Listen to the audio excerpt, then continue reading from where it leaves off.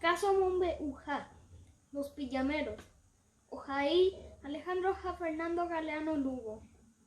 Oicoba Ecue, había una vez 6 niños, Mocoy Mitacuña y Sofi Ja Adri, Ja Irumbu Mita y Fernando Alejandro Álvaro Ja Maxi, que se reunían todos los viernes en la casa de sus abuelos, Tamoy Hayari Rógate, para hacer pijamadas y contar historias de Mbiasacue, mitos y leyendas Mombe Ua U, Ja Mombe Upu, y cuentos Casoñe Mombe U, Bora, Bombero, Hayasuyatere, Rejeguá.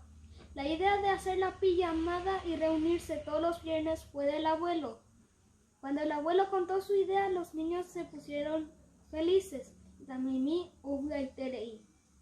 Fue así que todos los viernes había una reunión infaltable en la casa de los abuelos. Tamoy Hayari Rogape. Pero un día los abuelos se enfermaron. Asu, Tatuete y fue. Y la pijamada fue suspendida y todos los niños se pusieron muy tristes.